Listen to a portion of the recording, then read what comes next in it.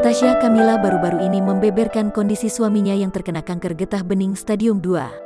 Hal itu Tasya informasikan dalam Instagram cerita miliknya beberapa hari lalu saat melakukan tanya jawab dengan para pengikutnya. Meski telah divonis mengidap kanker, Randi pun telah menjalani berbagai macam pengobatan demi kesembuhan dirinya. "Kak Randi sudah sembuh, sehat terus kalian sekeluarga?" tanya netizen. "Amin. Alhamdulillah Randi sudah selesai semua treatmentnya. Sekarang sudah nggak ada keluhan apa-apa, sudah beraktivitas seperti biasa," jawab Tasya Kamila, dikutip Tribun News, Senin, tanggal 5 Juli tahun 2021. Namun, Tasya mengatakan bahwa sel darah putih dan limfosit milik Randi Bahtiar masih rendah. "Cuma sel darah putih dan limfosit Randi yang masih rendah, karena efek treatment sebelumnya, dan harus digenjot supaya dia nggak gampang sakit," tulis Tasya.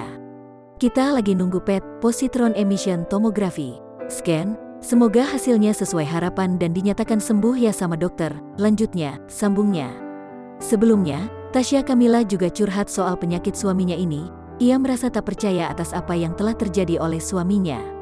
Namun, Tasya akhirnya mencoba sabar dan tabah jika Sang Pencipta akan menolong keluarga kecilnya itu. "Jujur enggak terbayang sebelumnya ada di situasi seperti sekarang ini, bener-bener tagar Tasya Randi Journey has been brought up to the next level. Sempet kepikiran ini tuh ujian buat pasangan yang levelnya nikah belasan tahun?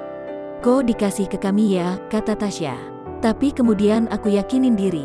Pasti Allah tahu bahwa kekuatan yang kami miliki tuh udah selevel itu, karena Allah enggak akan ngasih ujian di luar batas kemampuan kita," sambungnya.